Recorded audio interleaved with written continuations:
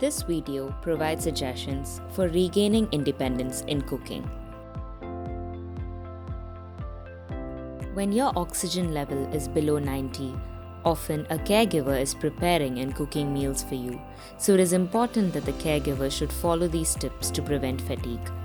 Ask your caregiver to plan your meals ahead and cook dishes that are simple and easy to prepare, like sandwiches, curd rice, dal khichdi, etc. The caregiver should keep all the required ingredients, pots and pans required for cooking well within reach. Ask them to cook when they have the maximum energy, or they can also outsource the cooking and get the food delivered. When your oxygen level is above 90, one option is to get your food delivered and wash the vessels yourself.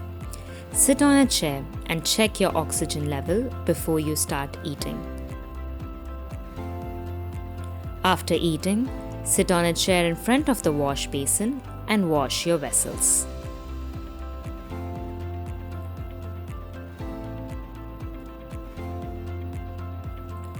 While getting up from the chair, slide forward to the edge of your seat.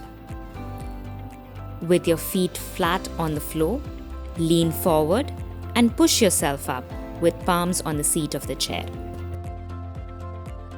Another option is to get your supplies delivered and slowly help your caregiver in cooking.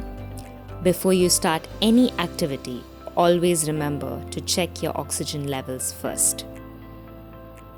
You can then help your caregiver by sorting the vegetables. You can also help in washing and cutting these vegetables while seated on a chair. Stack the vegetables in the fridge while using larger joints like elbows and shoulders to lift and carry them. While doing an activity, if you start feeling breathless, immediately stop the activity and take rest. Monitor oxygen levels and do not resume the activity until your oxygen levels improve. Practice some deep breathing techniques and ask for help if your oxygen level still does not improve. As you gain more strength and your oxygen levels continue to remain above 95, you can gradually resume cooking with minimal assistance.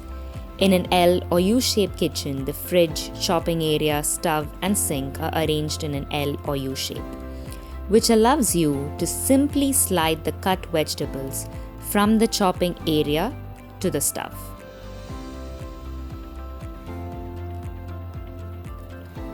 Once the dish is ready, you can then slide the used utensils from the stove to the sink, eliminating the need to carry and lift these items. This provides a great way to conserve your energy. However, if you don't have access to an L or U-shaped kitchen, then remember to follow these guidelines. When lifting something from below, bend your knees and lift by straightening your legs. Use large joints like shoulders and elbows to lift heavy pots or pans. Remember to take frequent rest breaks and perform deep breathing if you feel breathless before resuming the activity. Try to cook simple meals like salads, rice, and other one-pot recipes. Finally, avoid starting an activity that will take time or those that cannot be stopped in between.